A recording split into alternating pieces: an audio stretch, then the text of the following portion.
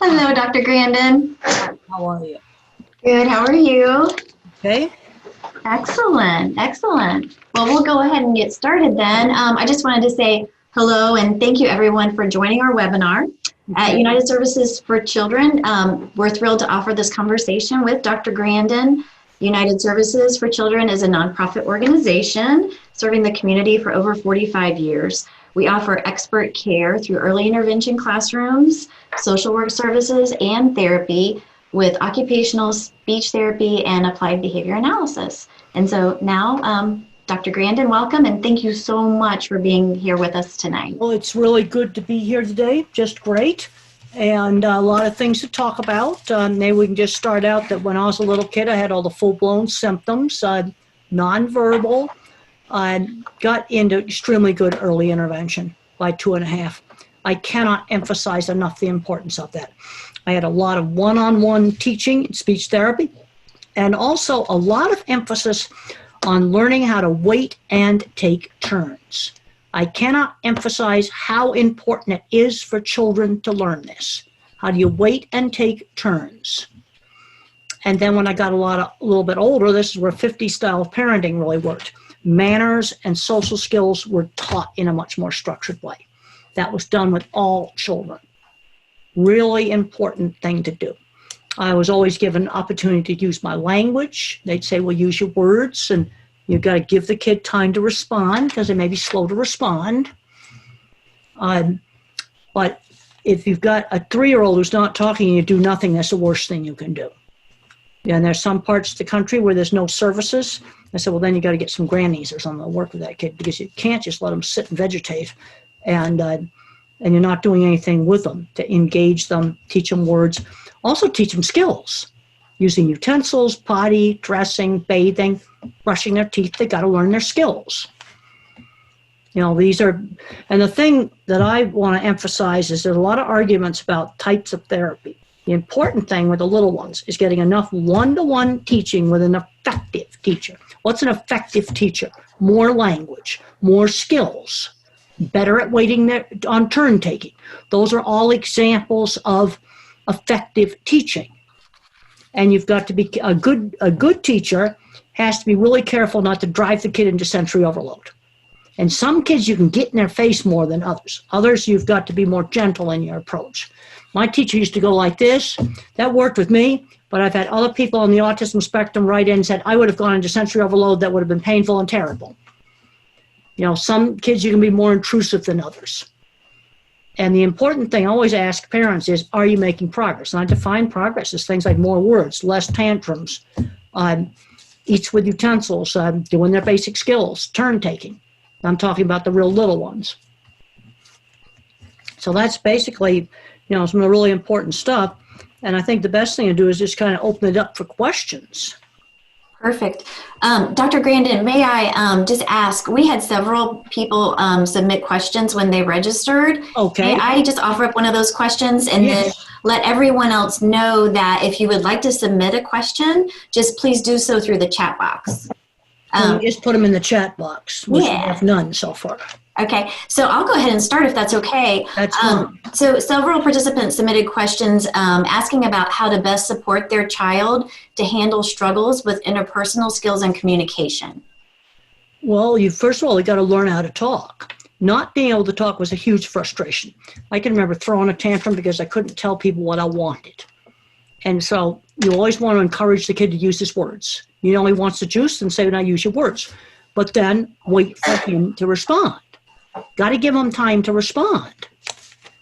And then you teach them, okay, like somebody, I was just on a talk with some people in the UK today, and there was, Tommy's like, hitting his little sister. Well, you got to make it very plain that that's not okay. And you may lose, there'll be a penalty for that. Like for me, bad behavior like tantrums or hitting, there's no television for one night. That was the rule. Just very, very calmly applied. No screaming, yelling, I'm going to take the TV away. Mother would just say, you know the rule, wait until I calm down. There'll be no television tonight. And so my tantrums by the time I got to be 5 years old were relatively infrequent. So that worked.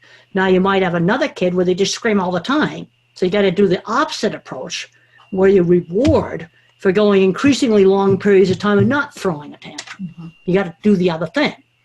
Taking something away only works if it happens relatively infrequently, which for me, by the time I was 5, big, huge, gigantic, really bad meltdowns where maybe I'd be getting in trouble at school. It was like 3 times a semester. It was fairly infrequent. Dr. Grandin, at what age did you begin speaking? I was fully verbal at 4. And I was totally nonverbal at 2.5 and 3. And my speech came in slowly, a few words at a time. There's basically 3 ways speech can be messed up. You've got the kid who can't hear it clearly.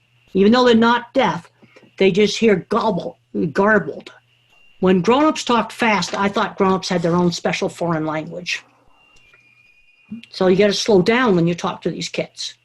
So I had some auditory processing, but I think some individuals that remain nonverbal are just hearing oi, oi, oi, oi, oi, oi, oi, instead of hearing the auditory detail. Then I had trouble getting my words out. That was difficult for me. And then you got the acclaimed kid that yaks off a whole TV show, but he doesn't know what it means. Well, then you want to work some of those phrases from that movie script into the real world, so he starts to learn that words have meaning. Maybe start teaching them some names of favorite foods or favorite toys. Start learning nouns first. Okay. Do we have any questions yet for Dr. Grandin?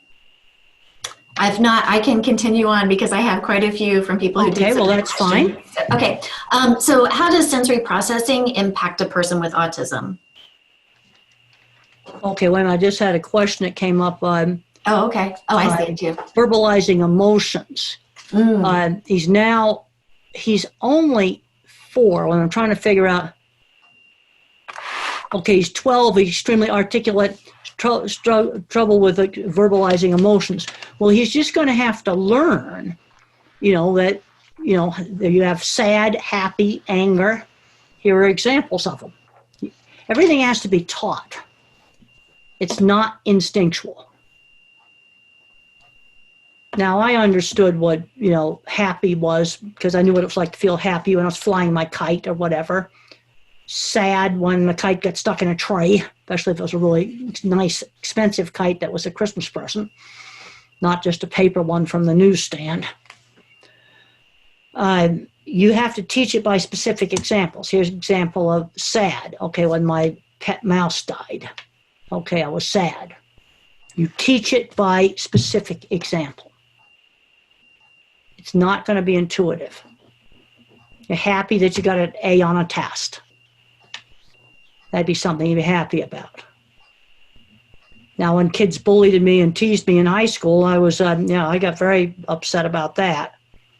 And I managed to get through elementary school without getting bullied because my teacher explained to the other students that I had a disability that wasn't visible like a wheelchair. And they needed to be working with me, not torturing me. That's called peer-mediated intervention. Got a fancy name. Now, somebody asked me about OT services. None of that existed in the 50s. And I did have sensory issues. Mother recognized that I had problems with certain loud noise, so we didn't have noisemakers at my birthday party. All of the OT type of things simply did not exist. And one of the places I think where research needs to be done is on some of the sensory problems. Now, I've learned from several parents, there's been some very good successes with desensitizing a child to a bad noise like the vacuum cleaner by letting the kid play with the vacuum cleaner where they turn it on and off. They control it. That's the key. They've got to have the control. Another kid got over being afraid of the scoreboard buzzer in the gym when they let him play with the button, where he controlled it. That hated thing might actually go to something the kid likes when they can control the sound. Dr. Grandin, how do you cope with sensory processing issues, maybe even now that you're an adult? Well, sensory processing problems are extremely, extremely variable. Like I had mostly touch sensitivity problems. I still have some problems now finding clothing that doesn't itch against my skin.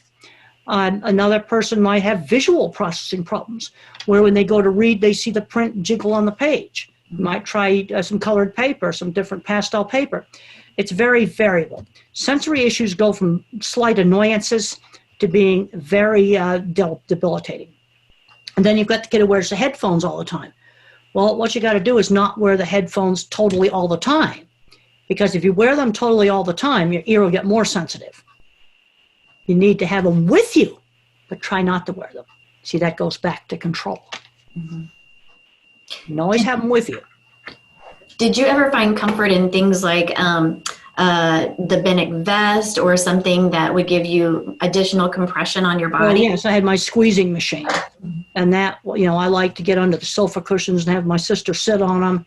Yeah. Some kids really respond well to deep pressure. They respond extremely well to that. Mm-hmm. Okay, there's a question here about generalization. You're going to have to teach generalization by specific example. Okay, so how did I learn dogs are one category, cats are another category when I was a child? Well, when I was a real little kid, when I was like 5, 6 years old, I categorized cats and dogs by size.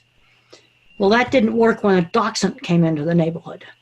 So why was this dachshund the same size as a cat? Why is she a dog?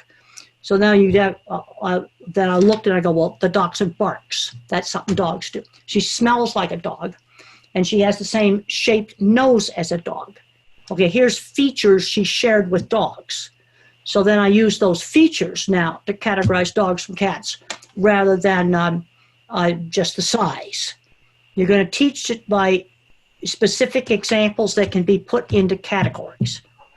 So now I've learned this category called dog you could have animals the size of cats in that. See, our neighborhood didn't have any small dogs when I was a real little kid. But you're going to teach it by specific example and then explaining it. And then the categories is the beginning of generalization. It's bottom-up thinking. It's the same way that computers have been trained to diagnose melanoma cancer. You show them 2,000 melanomas, and then you show them 2,000 skin rashes and everything else, and it learns to categorize melanoma versus non-melanoma. That's it, but it's taught with specific examples. That's how you train a computer to diagnose something like melanoma, which is a skin cancer. I think most people know that. Mm-hmm.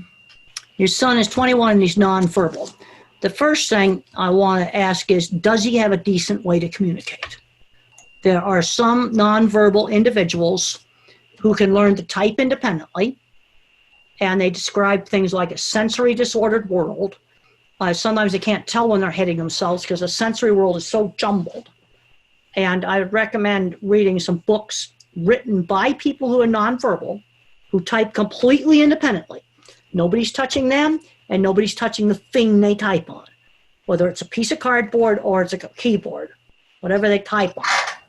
And one of the books is by Tito Mukhopadhyay, How Can I Talk If My Lips Don't Move? How can I talk if my lips don't move? It's available on Amazon as an ebook or a Kindle. Carly's Voice, that's Carly with a C. And then there's the sequel to The Reason I Jump. That's by the little Japanese boy. The sequel, the second book, not The Reason I Jump, but his second book. And I can never remember the right title. It's something like Fall Down 5 Times, Get Up 6 Times. And it's the second book's a better book because he's older and he has a lot more insight. And one of the things he talked about was he was like a broken robot and he couldn't control his movements, and that sometimes his therapist helped him too much. He wanted to learn how to do things on his own. But those books are must-reads. Anybody who's got an older child that's not talking, they'll give you a lot of insight. And these are people that are absolutely verified to type independently. They do not have their wrist held or anything like that. And I have met Tito, and he types completely independently. And they also describe huge amounts of effort to screen out background noise. Huge amounts of effort. And then Tito could do one sentence, and then he'd have to run around and flap for a while. Then he could do another sentence, run around and flap, maybe a third sentence. and then you had to rest for 15 or 20 minutes. It will really give you, scripting can turn into meaningful speech. What you need to do with the movie scripts, if they're doing that kind of stuff, is try to work some of those phrases into real conversation. You see, they'll yak out a movie script, but they don't know what it means. You can probably get online and you can get a printed version of a movie script and try to work some of those phrases into the real world. Black and white thinking. Okay, that's a question here from Valerie. Again, we're going to teach it with specific examples. There's shades of good and shades of bad. Like, okay, robbing a bank is much worse than I kicked mud on somebody. You know, you could categorize things in degrees of badness. Killing somebody is worse than robbing a bank. See how I can have degrees of badness, or I can have degrees of goodness. Mother Teresa maybe at the top. I returned 2 wallets at the airport. That's not Mother Teresa, but it's definitely something good. And maybe I just hold the door open for somebody. That's not as important as the 2 wallets were. See, again, I can sort specific examples in degrees of good or degrees of bad with specific real examples. That's the way to teach it. It's bottom-up thinking, and this is the same way computers and artificial intelligence think.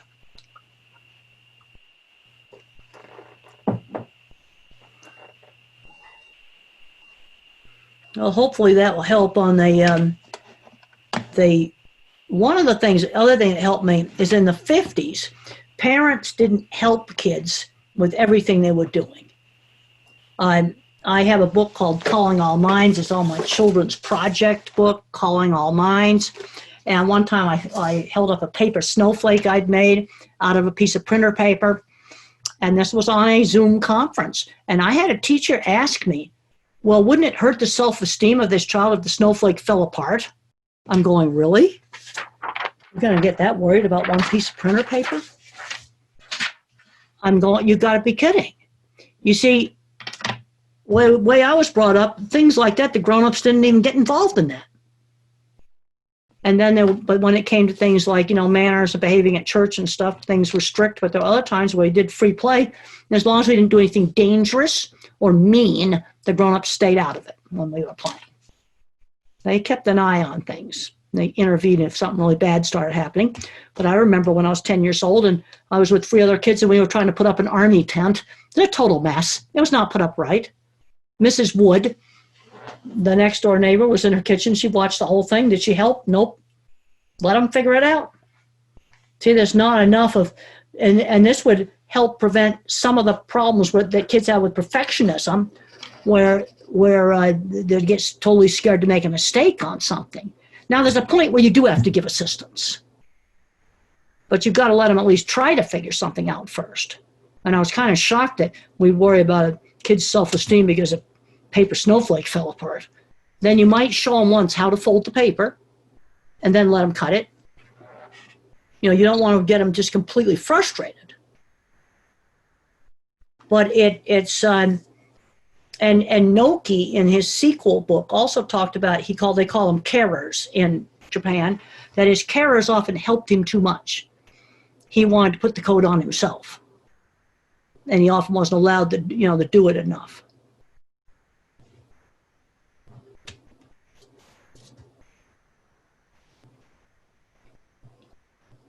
Okay, he's repeating the same movie titles.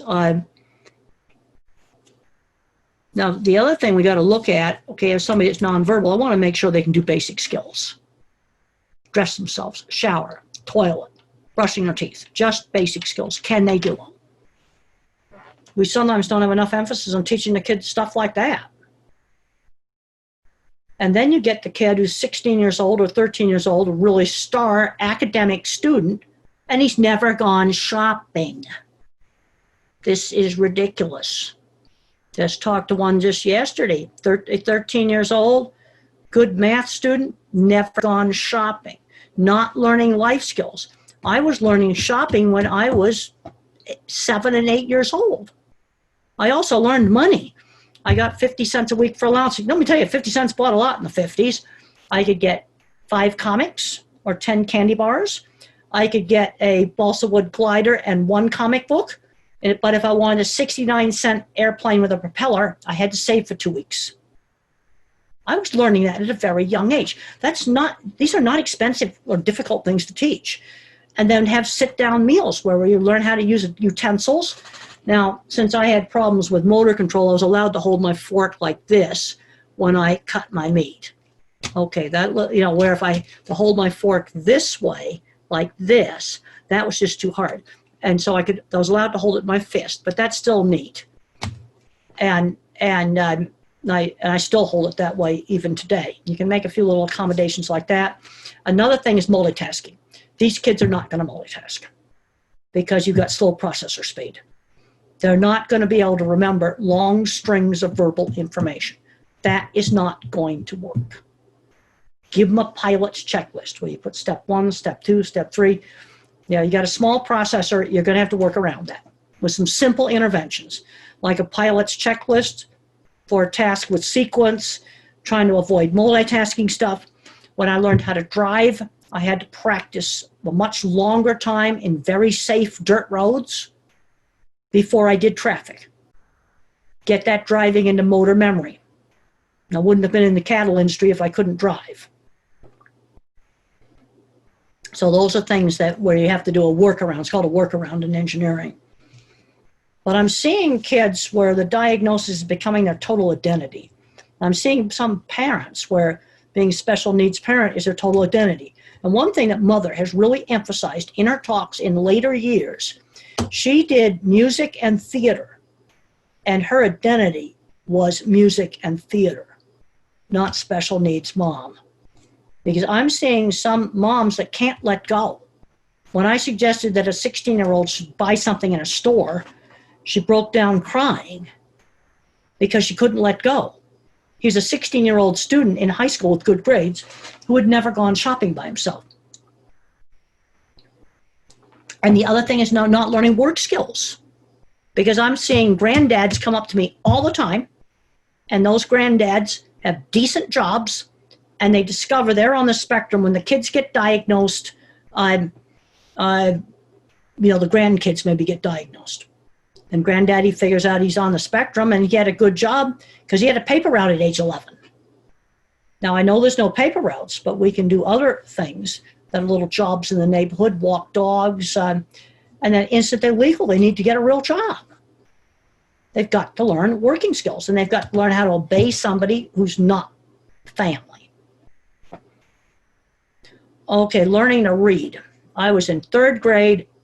I could not do reading. We were using whole word, Dick and Jane books, hated them. Mother taught me with phonics. That worked for me. She had me memorize my sounds. Then we got a book worth reading. She read less and less, and I read more and more as I sounded out my words. Now you're going to have other kids that are going to read whole word. So don't shove phonics down the throat of a whole word learner. Present both methods of reading and use the one that works. I don't really care how you teach them to read. I just want them to learn how to read. And Mrs. Deach, my teacher, was very concerned. I was in 3rd grade and I still could not read. Phonics was the magic answer for me. But maybe for another child, it's going to be sight words. Okay, you said, how could he read without formally being taught phonics? I don't know what this kid is doing. I'd have to get a lot more information. I don't really care how you learn how to read. If you learn how to read, then I very quickly went from 1st grade level reading all the way to 6th grade level reading very quickly. And then let the kid have harder books. You got a little kid who's good at math? Move them ahead in math. And some of this new math today, I do not understand. I looked up 1st, 2nd, and 3rd grade core curriculum, and I looked it up just in the last few months. And I'm going, boy, I think I'd be in a lot of trouble trying to do this. And then, okay, I've been looking at a question here from Pat. Dr. Grandin, you mentioned computer programming, machine learning a few times. recommended reading on artificial intelligence. Basically, okay, now 4-year-old definitely relates to analytical step by step. Well, if he's 4 years old, I can't really tell what kind of thinker he is. I talk a lot in my books about the different kinds of thinkers. I've discussed that in the Autistic Brain book, different ways that people think. And I'm an object visualizer. And when I talk about my childhood, I'm seeing it. Or I talk about suggesting, when I think about the degrees of badness, well, I actually saw my bank. No, I'm not going to do anything bad there. But that picture flashed into my mind. You know, it's specific. Okay, kicking mud. One time I was out walking on the campus at the University of Illinois. It's really slushy, and a car swerved over and deliberately spun mud onto me. Yeah, that's not robbing a bank, but that wasn't very nice. But I'm not going to put that in the same category as robbing a bank. You see, and then you have to explain these categories. This is how they learn. Now, it's kind of hard to tell at 4 what kind of thinker they are. But when I got to be about 7 or 8, that's when my art ability started to show up. That was encouraged. Another kid may have math ability, the movement had math. Other kids like words. And there's now science that shows there really are different kinds of thinkers. There's the object visualizer like me. There's the mathematical mind, the pattern thinker, very good at visual spatial object rotation, but doesn't think in pictures. I read a super interesting thing in the New Yorker magazine about cleaning debris from outer space. And they were making contraptions to catch junk that could hit the space station and wreck it. You know, nets, harpoons to catch pieces of junk. And one of the engineers had done it all in graphs and math. And when they got the pictures back from outer space showing what their thing did in outer space, this guy couldn't stop looking at them on his phone because he never had thought about what it might look like, what his device would do.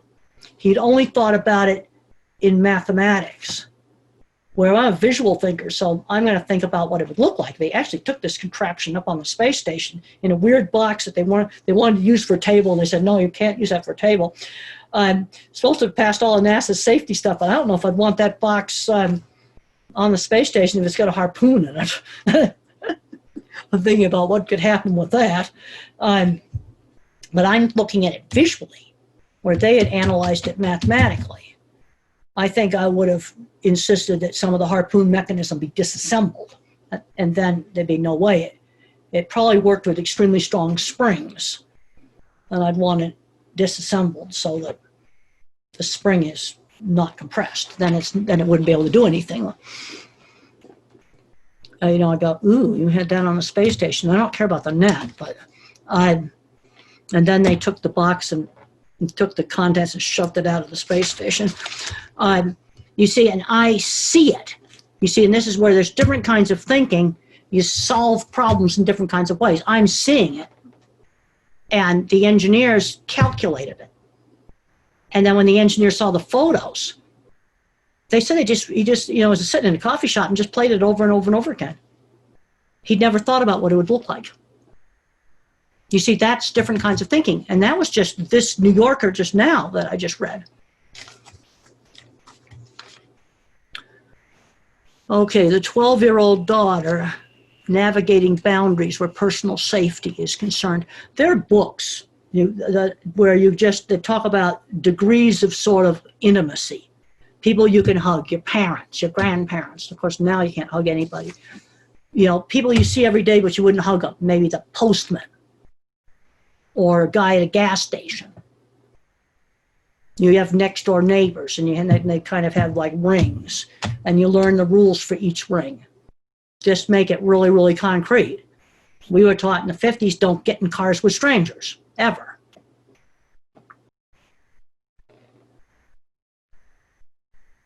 Okay, son, he's 11 years old. He doesn't know what he wants to do when he grows up. Well, I thought I was going to be an archaeologist when I grew up, because I was fascinated with that in 4th grade. That's not what I became. But I did get involved with science and engineering type of stuff. As a visual thinker, I absolutely can't do algebra. I'm seeing that keeping kids out of auto mechanics class. No, you don't need algebra for auto mechanics. You need old-fashioned 50 style up through 6th grade math is what you need. And that I could do. But algebra was just so abstract, I just didn't understand it. Well, okay, let's look at this. He said this 12-year-old's a huge risk taker. Well, before I could offer any advice, I have to have more information. Is she fully verbal? What kind of risks is she doing? And then when I was a little kid, the way I learned that you shouldn't run in front of a car was a teachable moment. There was a smashed flat squirrel on the road. And it was made very clear to me that could happen to me if a car hit me. And it was obvious that this squirrel could not be repaired at the veterinarian's. He was too broken to be repaired.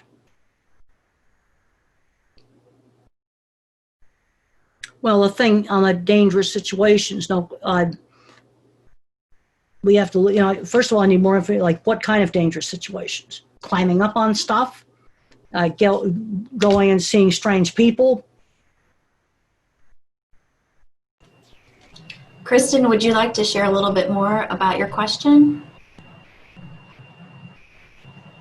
She is very intelligent, very verbal, but seems to lack a knowledge of like danger. Like what kind of danger? Would from stranger danger, like I feel like as she gets older and is out on her own, she would not realize that she was in a dangerous situation until too late. Like she doesn't have those little cues that she would pick up on. Where, I was just talking to a lady, she actually was a phone call came in from Saudi Arabia talking about, working with some of these kids. And she was telling me about a book that kind of describes how abusive guys take advantage of girls. And okay. it kind of explained all the warning signs in just a real logical way. And I think one of the problems with girls growing up on the spectrum is getting in some very abusive relationships. They want so much to have a relationship, and the guy's doing all kinds of bad things to them. And lots of times the guys end up being nice in the beginning and then gradually get more nasty. And then maybe you complain about it, and then they get a little nice, and they just sort of work you. I find the best way to do relationships is shared interests. When I was in high school getting bullied and teased, my friends were through shared interests, like horseback riding or electronics. Friends through shared interests. That's going to be much safer kinds of friends, if that's the way. And some of the successful marriages on the spectrum have been friends who shared interests, like two computer programmers getting together.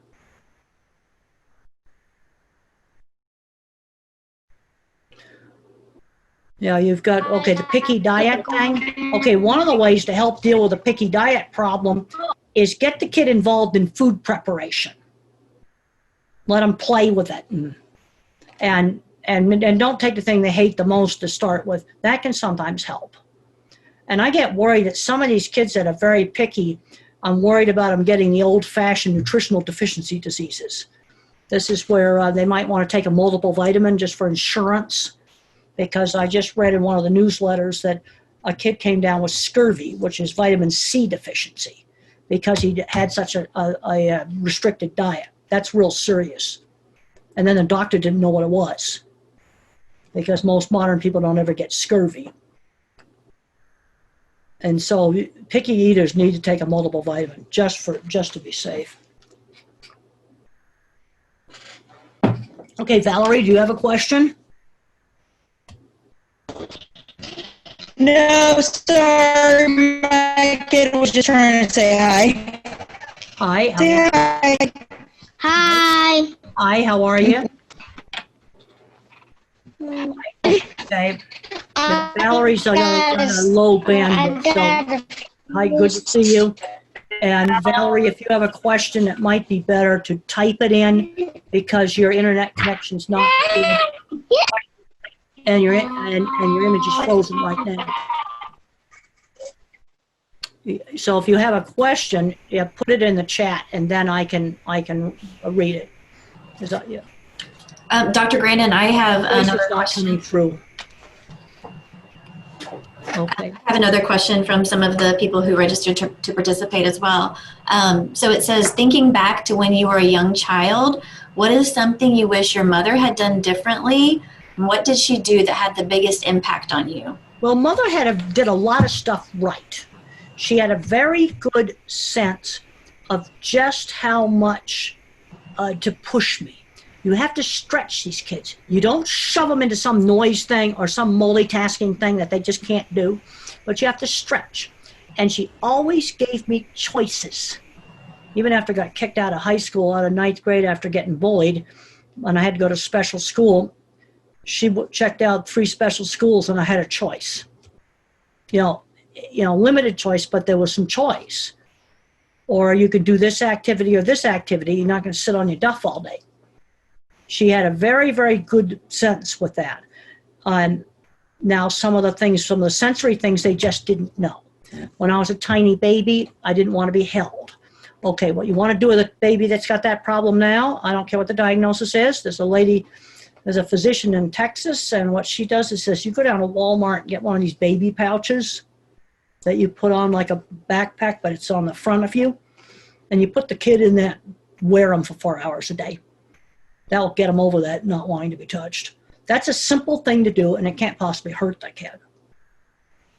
And the only warning is a commercial pouch, not a homemade piece of junk where you're going to drop them, a commercial one that's going to safely hold them. But that's, you see, then the baby doesn't want to be held, so then the mom puts it down. And I was just talking to a lady in Saudi Arabia, and she said the same thing. She was that kind of kid. The mom didn't know. You see, it was the first child. And you get a baby doesn't want to be touched. So let's say you get a little baby that doesn't engage. Then you want to work on trying to engage that kid. But you want to try to do it not in a noisy environment. You don't want to drive them into sensory overload. You drive them into sensory shutdown, you don't get anywhere. But then that's a kid that you don't just put in the big stroller and just let them sit there. In fact, in the 50s, they had these baby carriages. They were literally rolling beds. And Mother would just let me lay in that. And that was one of the things that nobody knew.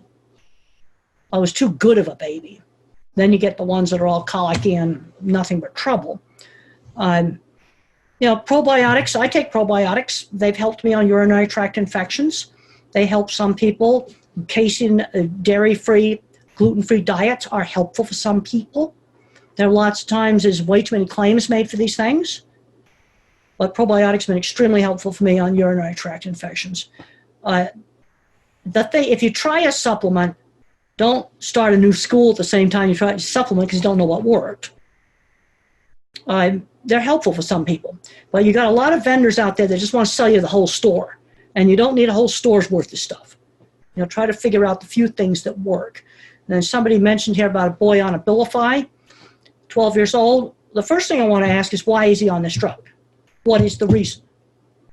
Because I just talked to somebody real recently that is on Abilify and doing fabulous because it's prevented very severe depression and it's prevented psychotic breaks and landing in the hospital. She's doing fabulous on Abilify, and I said, you need to take it forever. But you see, that's an example of where the drug had a wow factor. I went on antidepressants in my early 30s, and it stopped the horrible panic attacks. And I described that in my book, Thinking in Pictures. Describe it in there. And even though that's 25 years old, it's still accurate. And it saved me. I'm still on the drugs. That's why I have to drink this water. I've been on them for 40-some years. And this lady that's doing super well right now on Abilify, she sounded great when I talked to her on the phone. I said, you need to take that drug for the rest of your life. But there's other situations where they hand these drugs out like candy.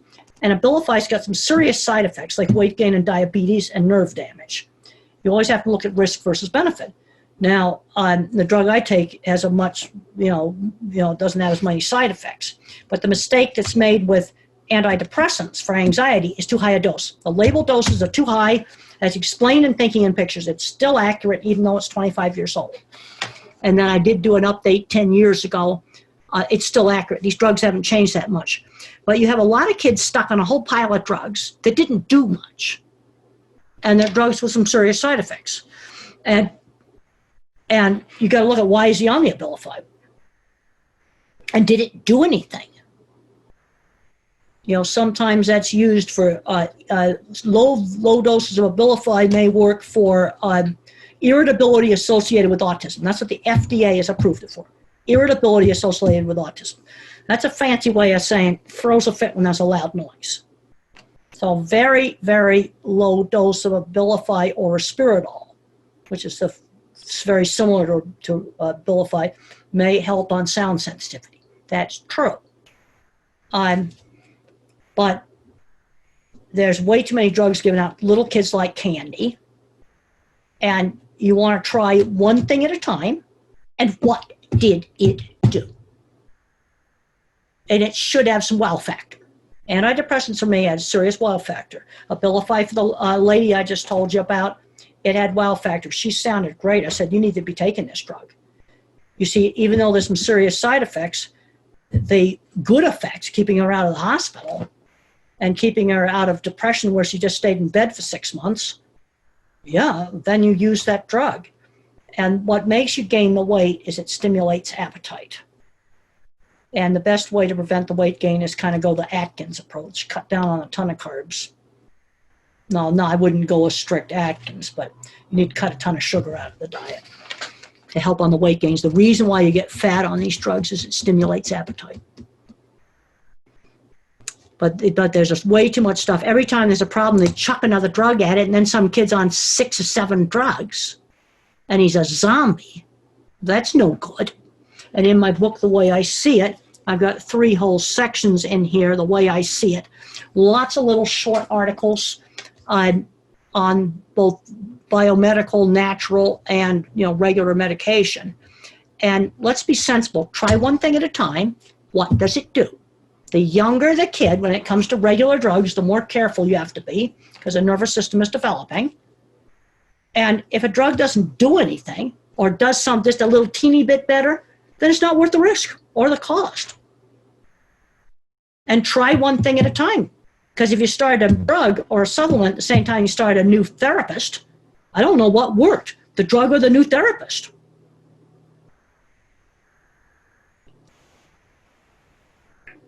Okay, autism irritability. You got aggressive? Well, why do you get aggressive? You see, you've got to look at, is this a job for a drug or is it a job for behavior? The first question you have to ask, is it behavior or is it biology? Now, if a person's nonverbal, the first thing you got to do is rule out a hidden painful medical problem. Acid reflux is big number 1. How about an earache, headaches, constipated, toothaches? You've got to rule that stuff out. That he doesn't, one kid shoved a bean up his nose and they all got infected. And his behavior improved a whole lot when that got taken out. Mindfulness training and yoga can be very helpful for some people. See, basically, mindfulness and yoga work on the top of the brain, or just psychotherapy, or counseling, or cognitive therapy. That works on the top of the brain. Drugs work on the primitive emotional parts. And oftentimes a combination of things works. But on very, very severe things, like ending up in the hospital psychotic, that's a job for a drug. That's where she needs to be taking the Abilify. And I said, you don't ever let your prescription run out. And she told me one time she let her prescription run out, and it was really bad. But there's stuff where drugs are used for things that a drug isn't even going to work for. This is why you've got to really troubleshoot carefully. Okay, try this drug. What did it do? Now, obviously, if you got epilepsy or something like that, you have to take a drug to prevent seizures, obviously. And that drug you better stay on. But there's some kids, some kids will throw a tantrum because of the loud noise, or throw a tantrum, because I couldn't talk. I was too frustrated. Or you just throw a big one to get your own way. Get out of doing something. You got to figure out what's bringing on the behavior. But there's a tendency, let's just throw another drug at it. Well, it's kind of dumb, and it's not helpful, and it could be harmful. But on the other hand, I take a medication, so I can't be anti-drug. They saved me. One little drug. and then I take a probiotic that I rotate. And then I play around with the amount of carbs that are in the diet to keep some of my problems under control. One little probiotic that I rotate between 2 different brands, and the antidepressant, and I'm taking a little smidge of thyroid medicine now and a little smidge of asthma medicine.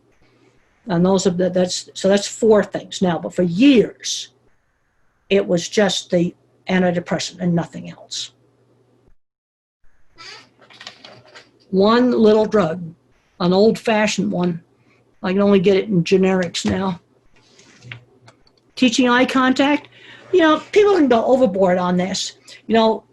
Sometimes you see, if I concentrate on looking at the person's eyes, then I have trouble hearing. See, this gets back to multitasking. Now, I wouldn't go so crazy with little kids with eye contact that I didn't teach them how to potty. I'm going to put a higher on potty and brushing their teeth and showering and speech and learning how to use speech. And then maybe later on we'll do some eye contact. The problem is people just go overboard on stuff. Internal processing needs. Okay, now this 6-year-old can't tell when he's thirsty or when he needs to use the restroom. Is he verbal or nonverbal? I need to know that.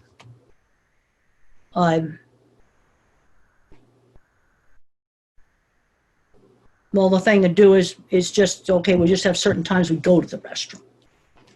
Might be the best way to handle that, and make sure he has enough water. Cbd oil, I just recently looked at some of the literature. I've got an update on it in here in the way I see it. There was an Israeli study that showed that it was helpful. It is a very good epilepsy drug. And there are a lot of kids on the spectrum, they're little tiny seizures where they kind of tune out. And it may be helpful in some of those things. And you need to make sure it's legal in your state. And also need to make sure, is it legal in the next state if you cross the state line? Because where I'm at, go in Nebraska, you're in a pile of trouble. So I'm not touching the stuff. But there's some people that, says it's really helpful, and you need to make sure you get good CBD oil where it doesn't have any of the THC stuff, which is the stuff that makes you high.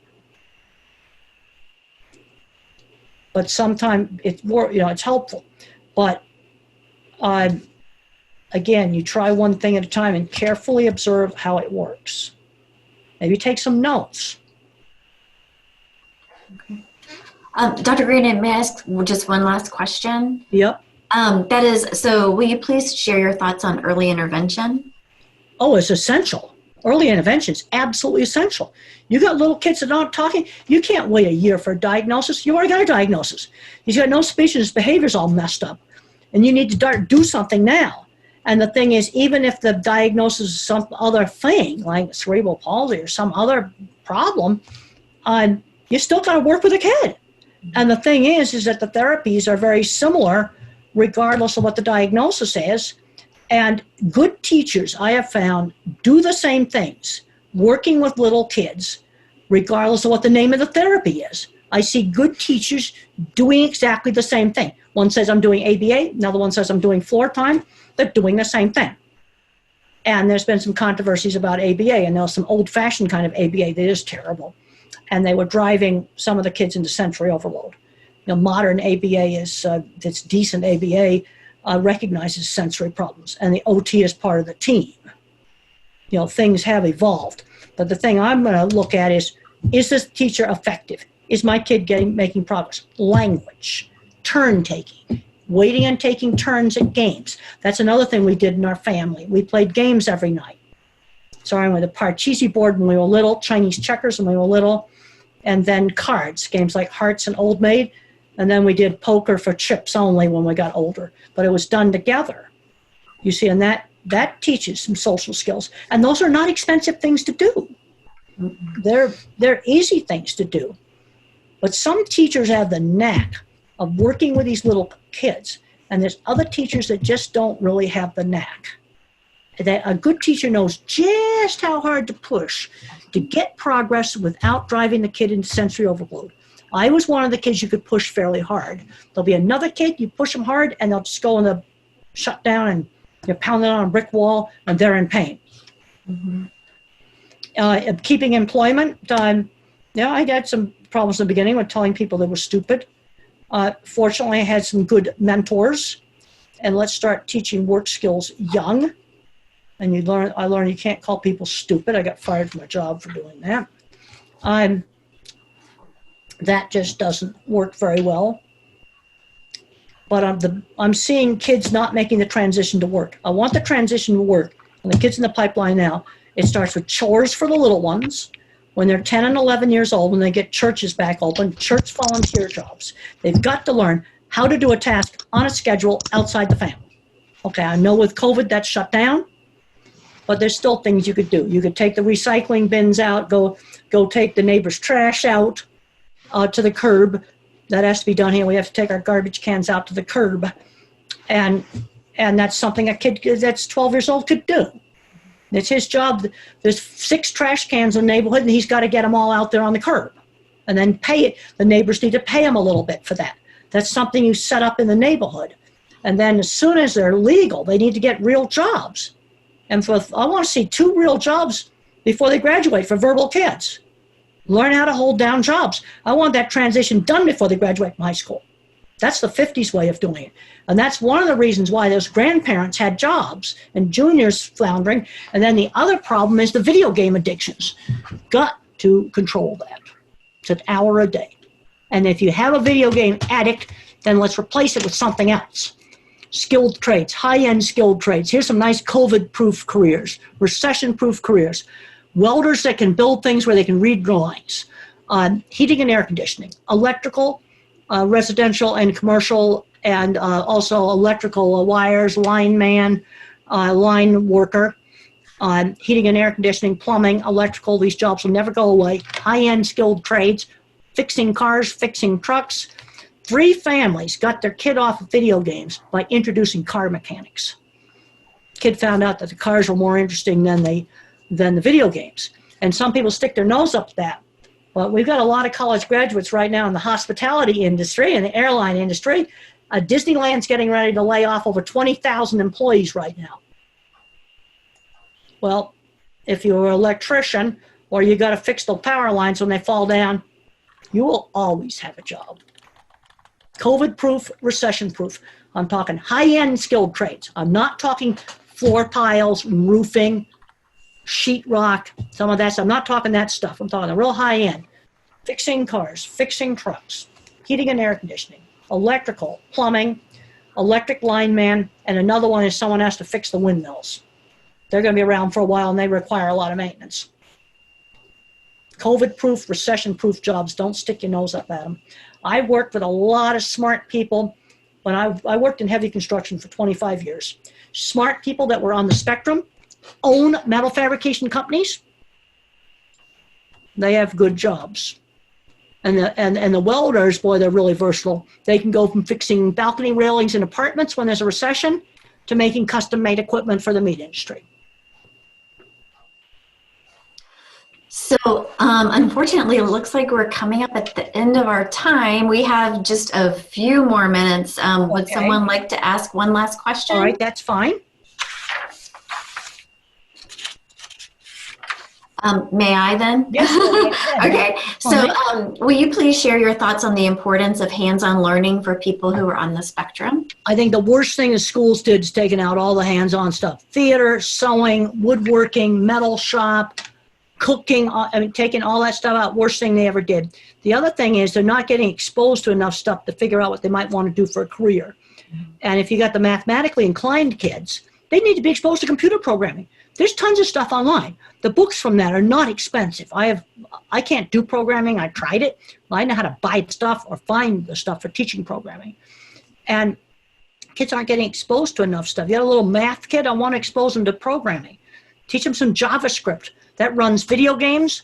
It also runs the displays in the Dragon spaceship that went to the space station. Isn't that cool? That might motivate a kid. There's all kinds of cool stuff online. Khan Academy, code.org, where you also, for math kids, you want to turn them on to patterns. type protein symmetry into Google for images. You'll be amazed. You will see patterns like cathedral windows and they're inside your body. Isn't that cool? You know, that's kind of stuff that can turn the autistic kid on. And